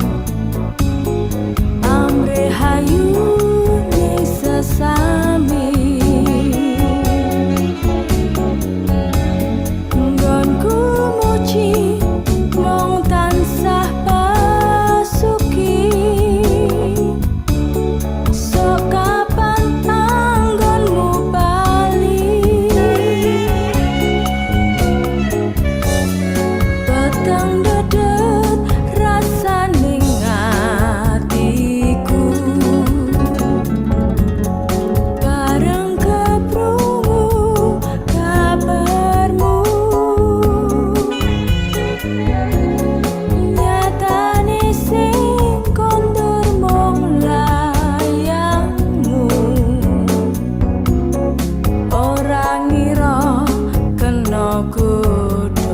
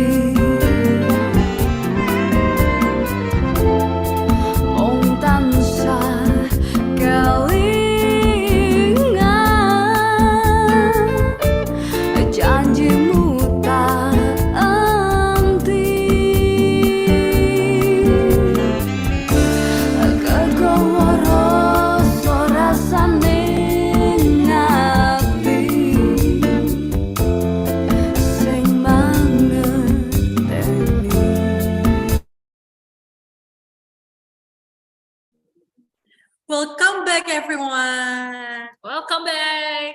I hope everyone have got it already because after this we have a very exciting agenda, which is a discussion. But since we have much insightful knowledge and delivered by Mr. Fendi and Prof. Bulan earlier with the topic economic development and cooperation, I guess we must be already exhausted our minds. So I suggest, why don't we play a little bit game to relax our mind, to refresh our mind, so that we can have a great discussion after this. I agree. To refresh our mind, I think we need to play a little bit game together with funny Yes, games we with really our should. participants.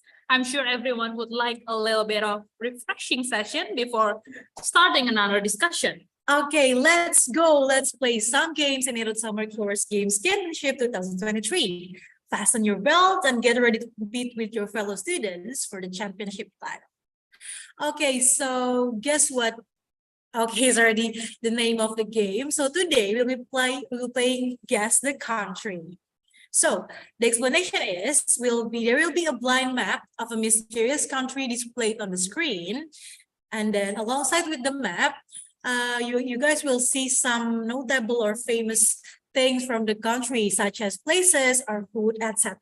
So please pay attention carefully, because to answer the question, you will need to have your own judgment to connect which country is based on the hints. Yeah, the students will be given 30 seconds to think and to guess the country name. No need to raise your hand. No need to raise your hand sign. Just type your answers in the comment section. The MC will be in charge of leading the game and deciding the participants who answer the question correctly. The committee will watch the comment section for us, and so please do your best to guess correctly and quickly. The student with the fastest and most correct answers will be the winner. Yes, so the score of the game of each student will be counted, and in the end of the program, there will be a sub-award for a student who guessed the most answer correctly and quickly. Okay, so let's just start the game, shall we? Yep. Okay, for the Okay. next. Okay, so this is the first country. First country, we can see a map, a blind map. Okay, there are already A someone answered. Pepperoni pizza for the food hint. It's funny how all the answer is just the same, because I guess the first country is easy to guess, right? Yep. So let's just reveal the answer right away, please, in 3, 2, 1. Yep, it's Italy. There is Tower of Pisa, and yeah, a map of Italy. A map of Italy. Okay. This is the easy Yeah. level. Okay, let's just move on to the second country to Questions? guess. Let's see. Let's see. Ooh, there's a food, a red food. Red food, what is that? And another picture of an alley, a crowded alley. The map doesn't look like a map, you know. It looks like some animal. It's like, yeah. Okay, people Okay. here already answers. Again, the answer is same. No one answered differently. So I guess everyone here is confident with their answers. Yep. So just reveal the Yes, questions we should. in 3, 2, 1. Okay, It's South Korea. There is kimchi. Do you like kimchi? No, I don't. This is too sour. Oh, okay, So okay. the previous food is tteokbokki, right? Tteokbokki. Okay, let me know I'm coming. Okay. Sorry. Okay, for the next questions to guess, we'll Third reveal the country. hint. Yep. That's this handsome man. Another famous footballer, Yes, of course. and a landmark. Is like statue of a man opening his arms. Yeah. Not even a second, and people already guessing. Yep. This is another easy game for them. Yep. Okay.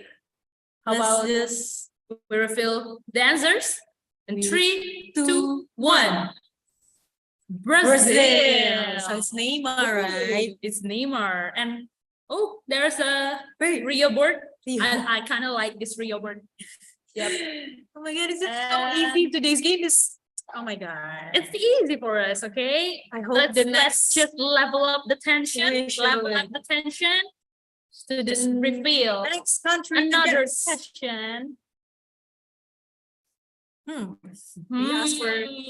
a harder question, and here it is. Harder question. Oh, Someone just answered. someone just answered, made up their mind so quickly.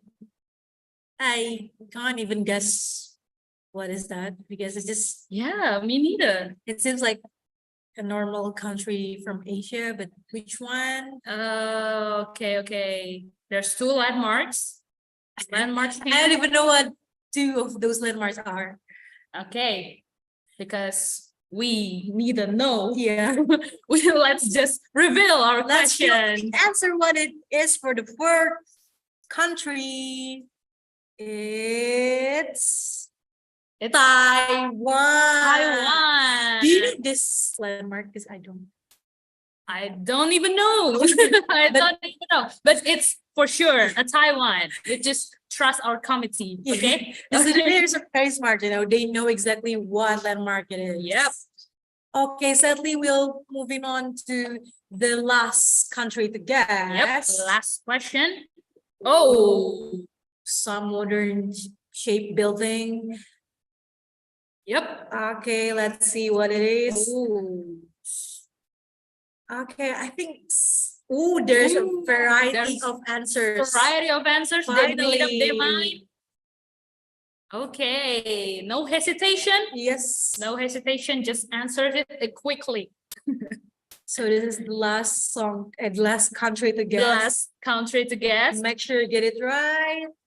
Look at the landmark. Got 3 types of answer right there. Ooh, there's 3 types of answers. Yep. Okay, Let's just show them. let's just reveal the answers. 3, 2, 1. What is that? Is it Dubai? No, it's Saudi Arabia. Saudi Arabia. Remember, this is guess the country. Yes, not the city. The city, the main cities. So, okay, those are the 5th country to guess. Yep. Mm. It's kind of fun, right? Yep. Not It's gonna kind of lie. fun. And I think the committee already knows who has answered the fastest and the quickest and the correctest. So how about we wait for a while? okay, For the we'll committee wait for the committee to calculate the answers of our participants. Okay, and then Oh, we already have the winner. we already have the winner. Just Okay. announcing, please, my desk. Okay. We will reveal the winner. Dum, dum, dum, dum, dum. Congratulations for Jubri as first winner and Fazia as second winner. And the third is Hiskia Abednego. Congratulations. Congratulations, guys. You are the winner of this game session and guess the country name. Yep. Congratulations. Congratulations. For those who hasn't win yet, don't worry. Please take your victory tomorrow for more games and for more challenging session. This is the end of our game session, right? Yeah, correctly. Okay, but don't worry because tomorrow there will be another game session. Yep. So how it is, peeps? Are you guys already refreshing your minds? Because I can feel all the joyful here. We've been relaxed and ready again for the next agenda. So let's just move to the next agenda, shall we? So we'll give the floor back to the moderator to lead the discussion. For Mrs. Anis, the time and screen is yours.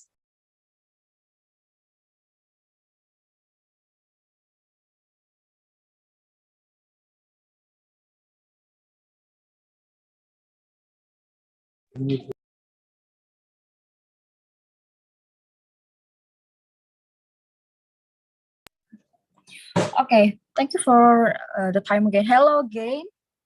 So it is the session for breakout discussion, right? So where's the breakout room? You're still prepared?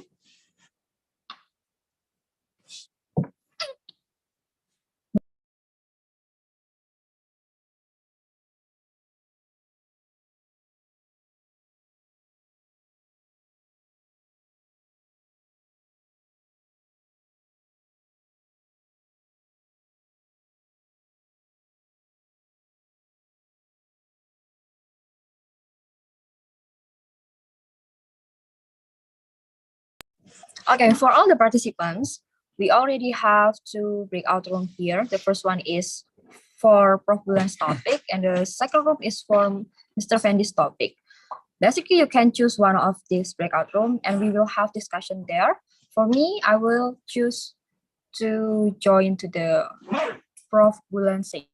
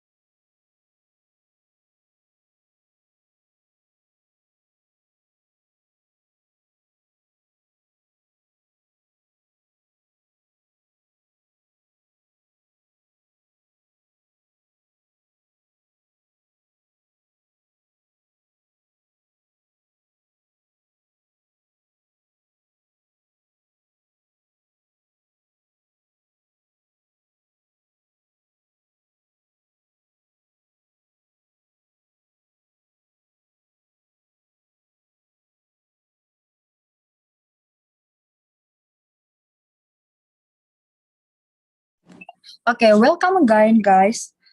So this is the Q&A session. You can directly ask to our speaker here by raising your hand. So, and after that, I can let you to ask the question directly to our speaker here. Please note that you want to ask to Mr. Fendy or Prof. Bulan here, so maybe they can directly answer your question here. So,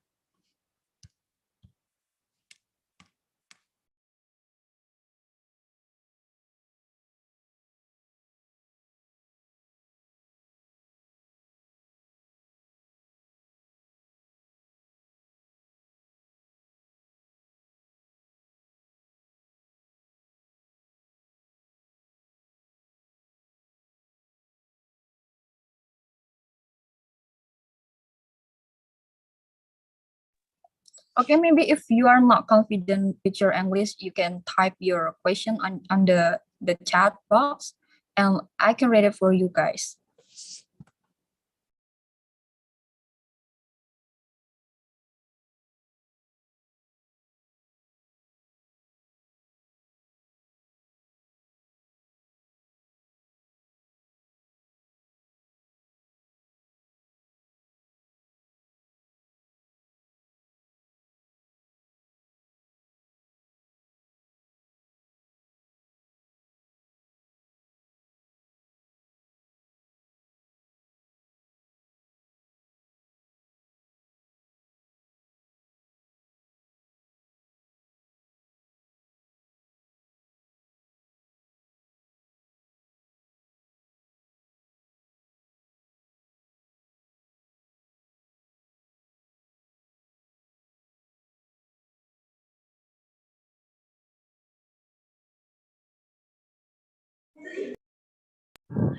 Excuse me, Miss Anis.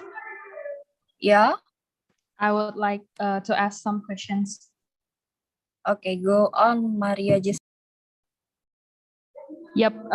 Thank you so much for the chance, Miss Anis and Prof. Bulan and Mr. Fendy. First of all, I would like to say sorry because I can't use my camera right now, but I want to ask some questions for Mr. Fendy. First of all, thank you for such an interesting presentation about globalization in economic concept and about development.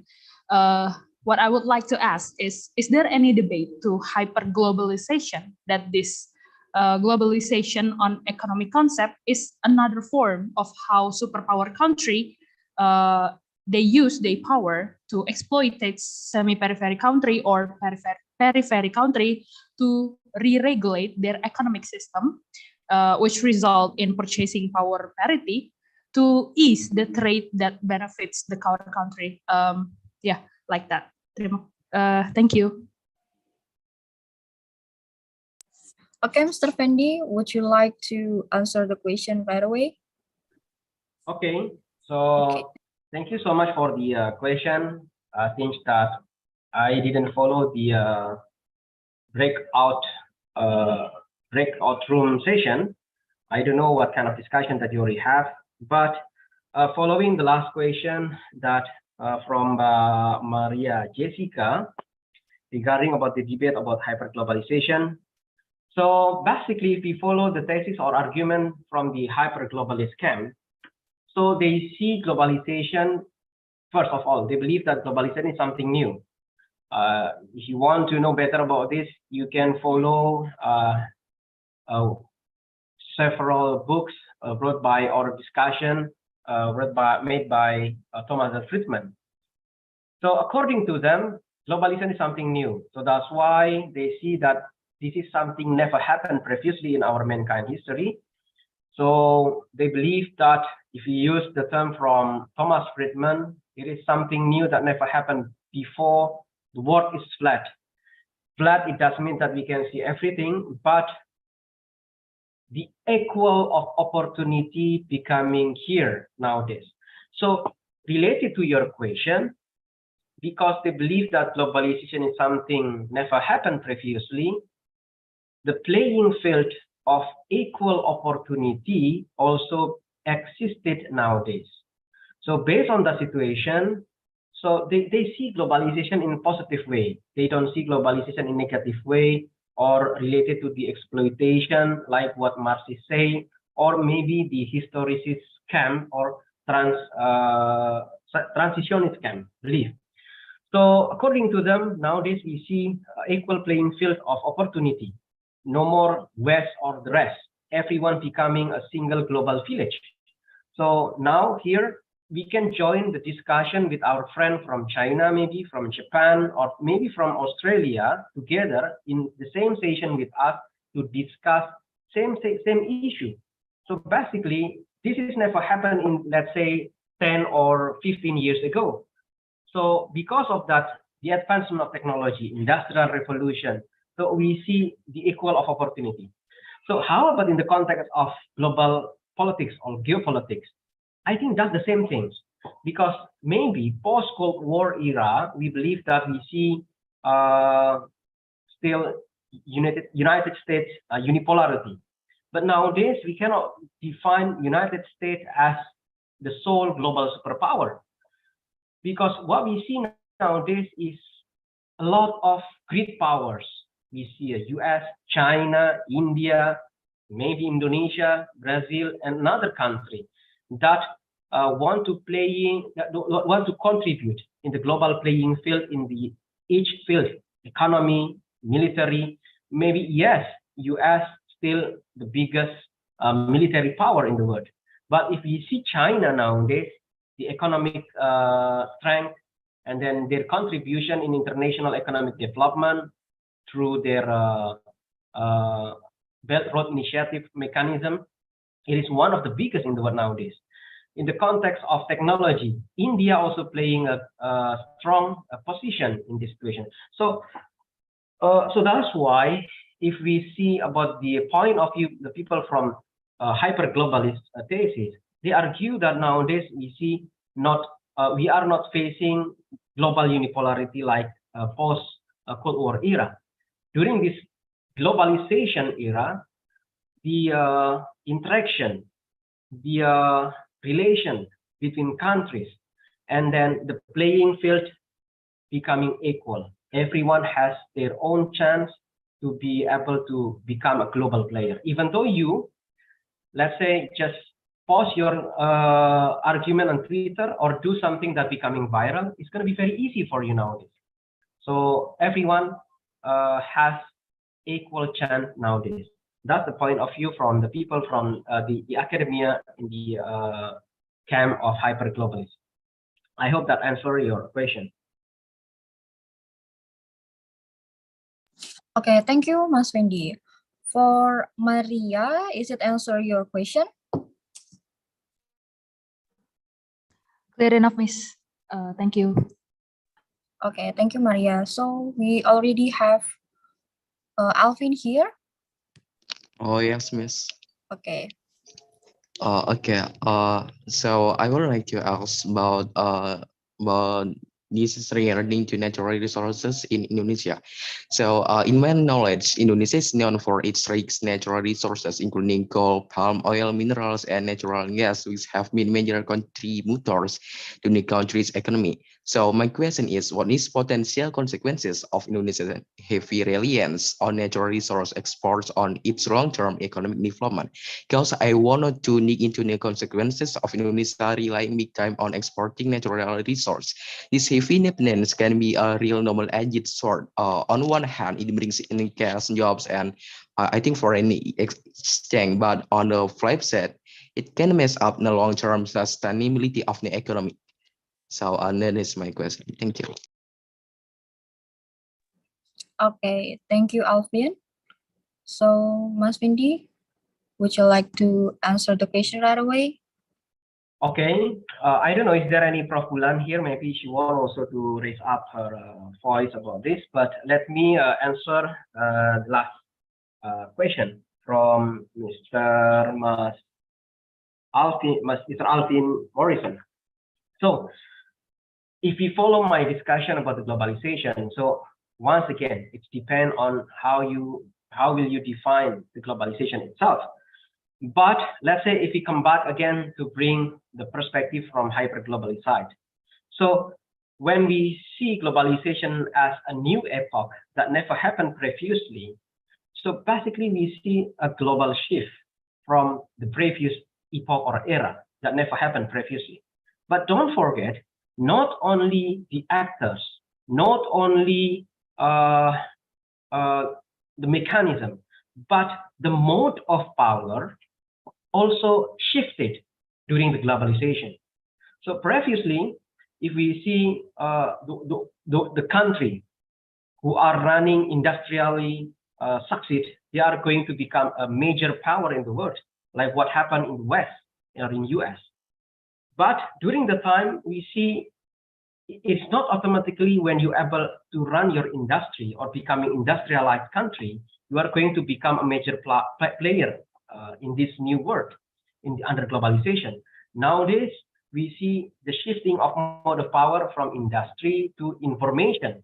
So nowadays, when you are the one who are controlling information, you are going to become a major player in the context of global political contestation.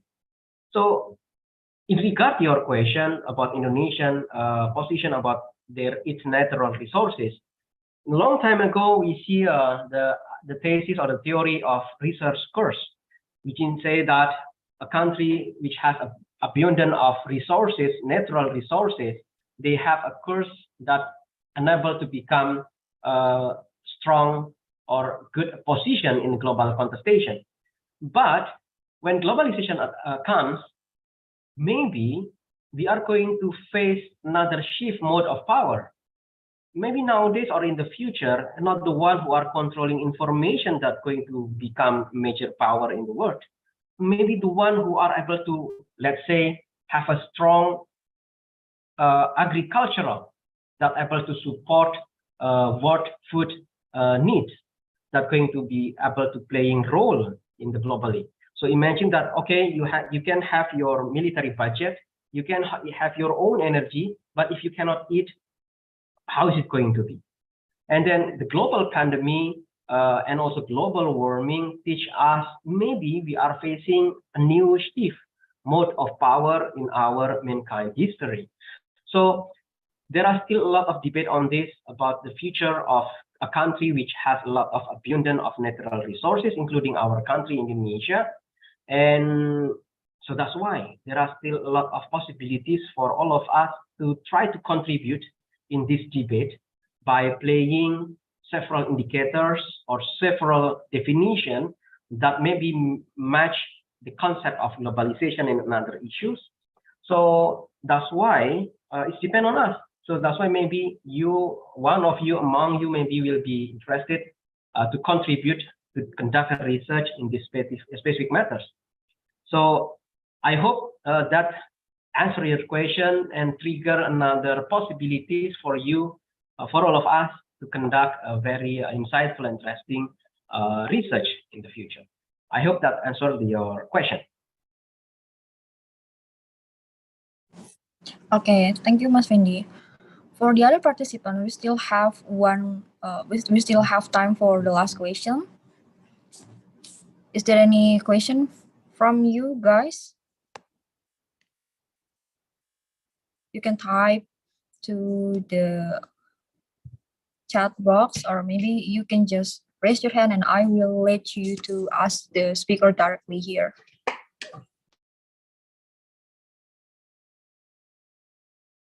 Is there any Prof. Bulan here? Maybe she want to give a statement on this. No, Mas. She already left.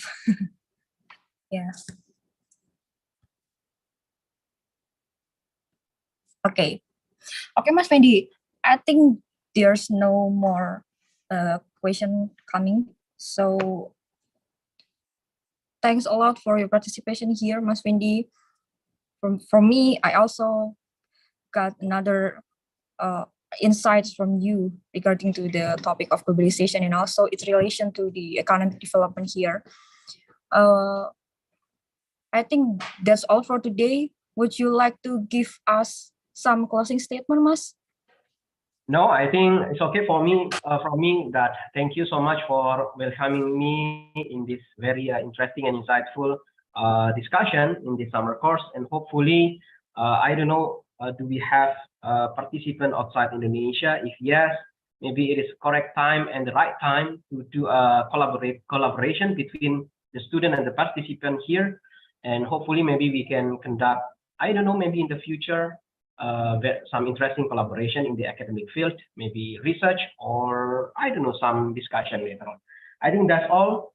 Thank you so much, and I'm sorry if I have something that I'm being prepared slightly, but hopefully that's gonna be bring some insightful discussion for all of us. Thank you. Okay, thank you, Mas Fendi. I think that's all for today's session. I give back to the MC. Thank you. Okay, ladies and gentlemen, we finally have reached the end of the event. Thank you so much to Professor Bulan Prabawani and Mr. Fendy Wahyudi for the insightful presentation. And thank you so much for Ms. Anis Qomariah for leading the discussion session. However, before we close today's agenda, we'll take documentation together. So for everyone, please turn your camera on and give us your best smile and pose. The committee here will help us to screenshot the screen. So just stand by and give us your smile. Okay, I'll help count from 1 to 3. Are you guys ready? Yo. 1, 2, 3. Okay, let's go for another one. 1, 2, 3. Okay, last one. Real last one. Okay. 3, 2, 1. Okay, thank you very much, everyone that have been turning your camera. Please don't forget to fill in the link of attendance that have been sent by the committee in the comment section. All right, thank you so much for all speakers. On behalf of the organizing committees, I would like to apologize if we have made any mistakes throughout the event. We hope today's session will be beneficial for all of us. Once again, thank you everyone for gracing our today's agenda with your presence. We truly appreciate it, and I wish you have a nice day and see you tomorrow in the same hour at 3 p.m. Indonesian time. Good day, everyone. Good day, everyone. See you. Bye-bye.